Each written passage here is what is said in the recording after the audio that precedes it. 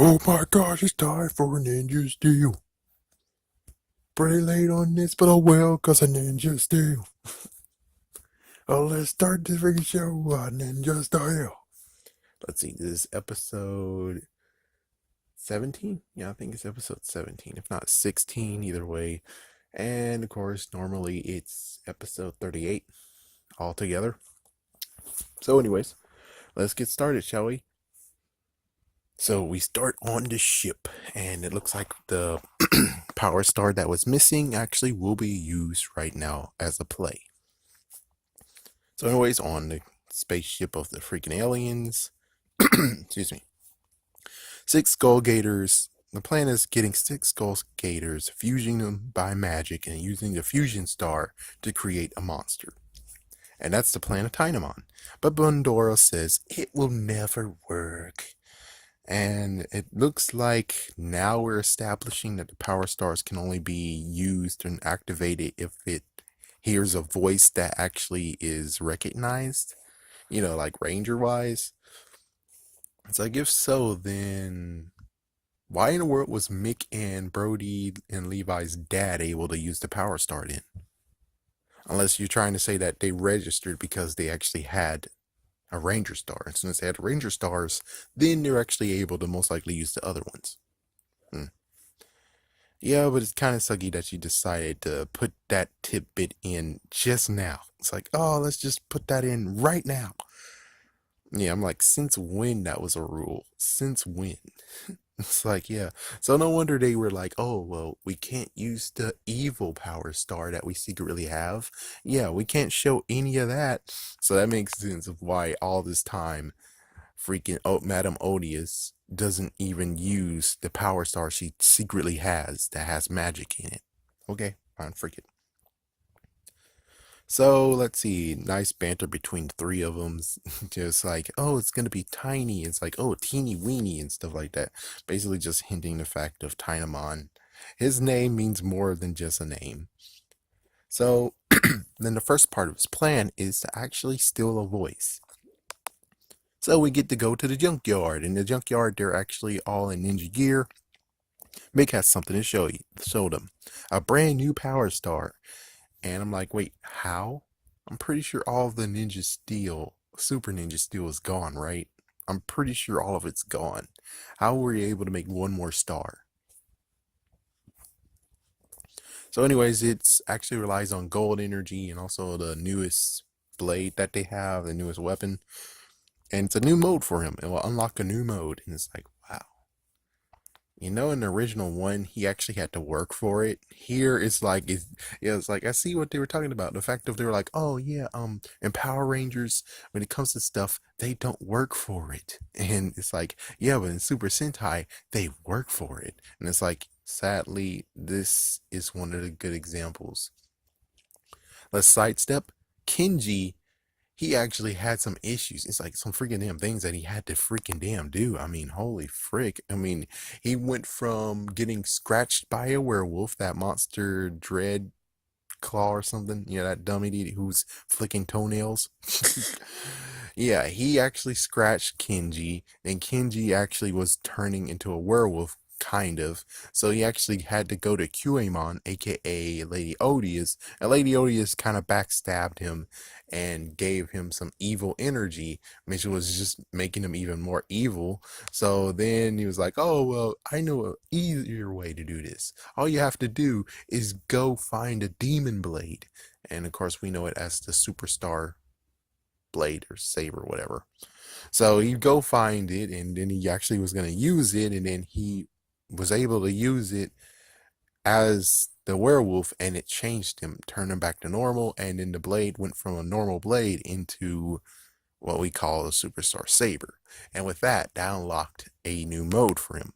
And it said that that saber, that blade, demon blade, is untamed, doesn't have a master, but as soon as I ever find a master, which the master's Kenji, yeah, but sadly, even with Ninja, they didn't even go exactly correct, because it's like, if you said that saber is his and he's the master, that means that no one else can actually use it, right? And yet everyone did use it. So he didn't have a star to become, you know, the superpower, the super form of himself. No, it actually was the saber itself. The blade itself actually unlocked that form for him. So, just saying, he had to go through a lot of stuff to get to that form. As for here, it's just given to Levi. Mm-hmm. Even though he had like a little hardship. So, anyways, Tainomon actually stole his voice by magic. Well, it turns out they switched. Yeah, so well, it took his voice. That's what I thought, but he switched his voice. So now he has Tainomon's voice. So at school, they try to figure things out of what's going on, and of course, Sarah concludes exactly what we already know just now, a few minutes ago, that the voices are needed to be a ranger. Their voice need to be ranger. So Levi is thinking about the career. His career is over now, and Preston can't reverse it, or at least he doesn't think so. And he's like, I have no idea what spell it is, but okay, I'll try to attempt it. Then we get to Victor and Monty mocking his voice. And Brody says it's some kind of freaking illness of some sort. I don't know what the freaking name of it was, but it's pretty damn stupid. So, yes. Someone adds, no, yeah, it was Haley. Haley adds that it's contagious. It's like, well, number one, if the principal hears about this, chances are she would have sent Levi home. Chances are, number one. And number two is like, then if it's contagious, why the hell you guys are hanging around with him? And why the hell does he not have a freaking mask on to make sure it doesn't spread? I'm just saying. I'm just saying, which I guess that's just insults the intelligence of Victor and Monty, I guess. So in the HQ, Preston found a spell, and the sucky part is that the spell actually turned Levi into a kid. They noted in a previous episode that when he was trying to help Haley, Haley turned invisible, so that's a good nod. That's a good idea to actually be like, yeah, yeah, remember that one? So they all actually decide to try to find a spell together. The Rangers have to go though, due to a monster, and well, they have jokes. It's like, oh, why don't you stay here and let Redbot read you a bedtime story? It's like, wow. So, anyways, Tynamon actually is there, and you got the Ninja Fusion Star, and Sarah's a dumbass idiot. And it's like, how did you get it? Oh my gosh! And then Haley's like, oh yeah, well, yeah. It's like, no, no. Sarah was like an idiot, being like, oh, you can't use that, and Haley's like, wait, wait, wait, and it's like, Sarah, you just said that it. Yes, like Sarah is completely a dumbass moron at this point, where it's like she thought of it and then she didn't think of it when it actually was necessary to remember that crap. Yeah, Haley is it. It's like, well, why didn't Haley say it? So Haley's the dumb airhead, while Sarah's like, I told you when we were at the damn pool table what happens. It's like, now that would be funny. That would have been a funny part right there. It's like that would be cool where Haley's hard of hearing and doesn't listen to Sarah sometimes. Thinks she's just mumbling and crap. So Titamon actually combines the Skull Gators and then hit commercial. Then the Rangers morph by after saying is bad. Is like, oh my gosh, it's so bad. It's so horribly bad. And then they get the original Megazord. The original Megazord was taken down. The Rangers retreated. Yeah, so it looks like someone got their wish finally, where they're like, oh, always the monster has to retreat. Well, there you go. The Rangers had to retreat. There you go. You wanted that. So Tynamon actually scolds the monster because the monster's like, all right, do I need to listen to you? And then Tynamon's like, okay, I'm going to shrink you down. It's like, then if he's able to shrink him down with the hammer, and most likely can make him big with the hammer, then why the hell does freaking Madame Odious need the damn beam? Just saying. So, anyways, Levi actually walks and just reflects on himself. He sees other kids. You have Casey and some other two children who actually are like, oh man, your voice, ha ha ha ha, and all that crap. And then it turns out Roxy, which Roxy's a girl, she's teased about her red hair and doesn't get to play and stuff. And she's a fan of Levi Weston. Who knew? And well, she actually gave him a new meaning to a song of his, even though it's like, then why did he write it if he doesn't understand what he wrote? Does that mean that he's actually now confessing that that song might have actually have been given to him by someone else? Dun, dun, dun. So that means 99% of the time or 95% of the time he writes his own music, but that one wasn't his. Oh my gosh. Well, people do that all the time, but still, it's like what he. The part of his character is that he writes his own music, though. Dang.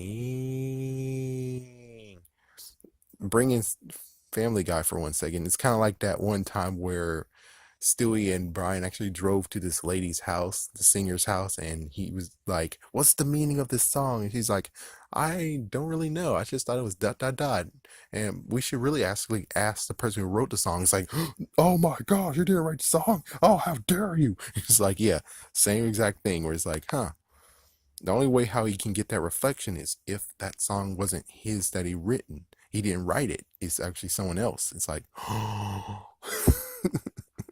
anyways, I would actually have to admit that this was a good time for the dad to make a cameo. It's cool that you had Roxy and the kids, but it would be better that you had the dad there and the dad, they walk to their house and you can actually see what the dad's been doing. Like we can remember how messed up the freaking farm and the house look, or at least the farm look. And then we actually get Levi actually walking home and we get to see the amazing improvement because, well, we haven't seen him for like some months now. Pretty sure when it comes to these months, he could have actually been working on the house. And then as soon as we see the house, it's like, holy frick. And that gives you a reason of why we haven't seen him lately. Because he's been working hard to fix the house and make the house look nice. And thank goodness you don't have to ask about what about the money? Levi's giving the money. Levi is giving the money to fix the house. But of course, frick that. Anyways, Victor and Monty are now wearing biosuits. The principal make fun by coughing along with the other students. I'm like, okay, that's a little bit messed up and mean. I'm sorry, but that is really freaking damn mean. We never see that in Mighty Morphin Power Rangers. I know they even want this to be like Mighty Morphin Power Rangers. But on the other hand, we never actually saw the principal actually doing something messed up like that. I mean, somewhat funny, but still it's like, but she's the principal. You can't make fun like that though. You can't really make fun. But who am I to talk? There's one time where a teacher actually gave a fake referral on April Fools. So okay, let's continue on. The Rangers can't find a spell. Levi is okay being a kid, and he actually finds a new lease on life, saying, "I'm okay without my voice either." And it's like, whoa, whoa, whoa, whoa, no, no, no. Even if you don't have your voice anymore, it's still a bad thing that the voice is still taken. Because if Tynamon still has your voice, he still can use the fusion star. He can still continue to make more monsters out of the damn fusion star. So just so you know, even though you're okay with it, the situation period is not okay with this. It's not good at all. But of course, well, Levi actually just talks about the lesson of the day that he figured out.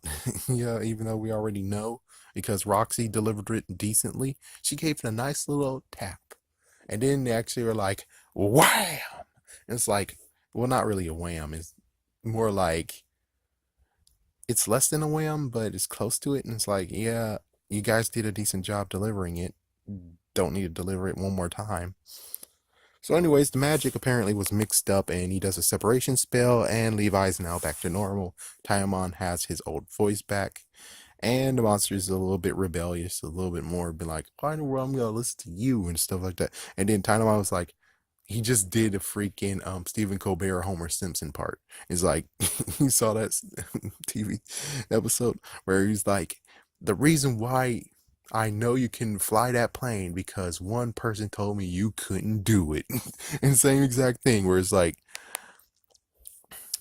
well, if you want to stay here, sure, but you're gonna look like a freaking damn wuss. It's like, what? It's like, yeah, the monsters out there who are watching you, they actually said you're a freaking damn wuss if you don't actually come back and finish the job. What the fuck? Oh, I'm going down there. I'm going to show them everything. And he goes down there. It's like, damn.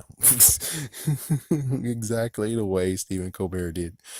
So, anyways, apparently they have a third avenue. Okay.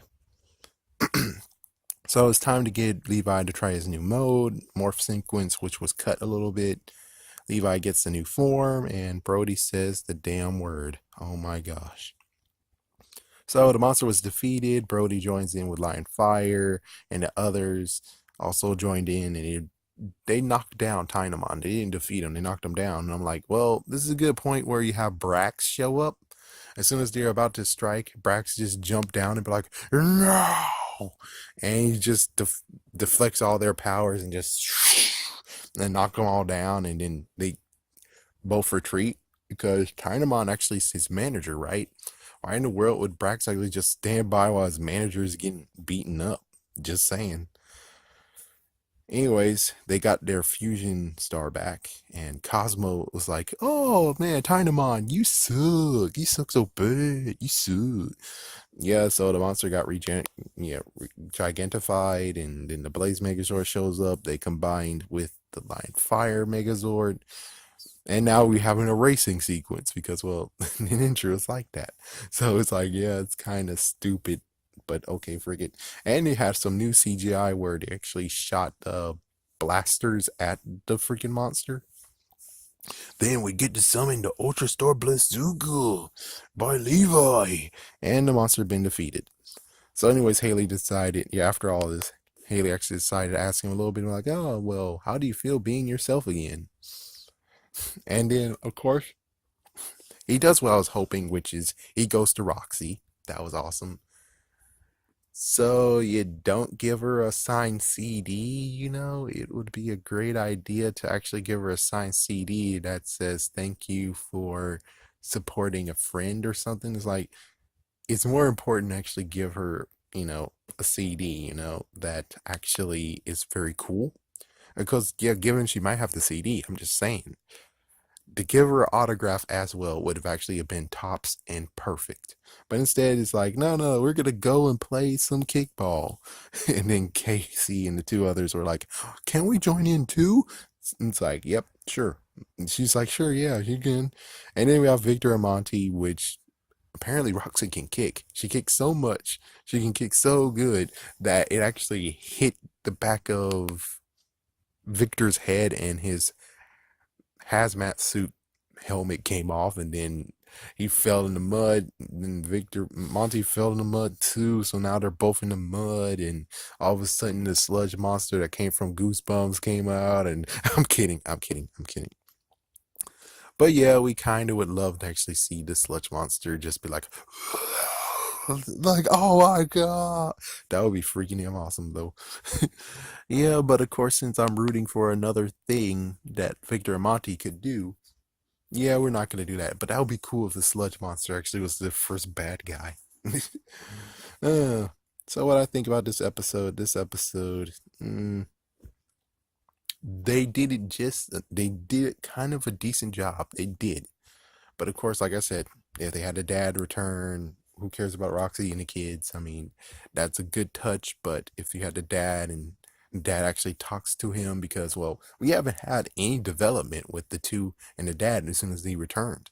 All we know is just that they had like at least a few moments and a bunch of moments off screen, but the moments off screen doesn't help build their relationship in our eyes, does it?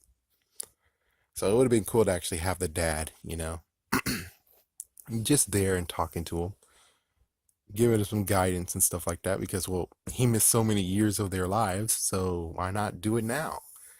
It would be cool.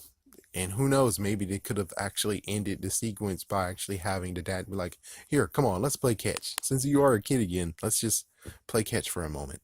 Just catch up on a little bit of time and kind of have him actually feel like I didn't miss anything. But oh well, that's just how it goes. I think I did all my criticism. So stay tuned for extra content of Ninja Steel.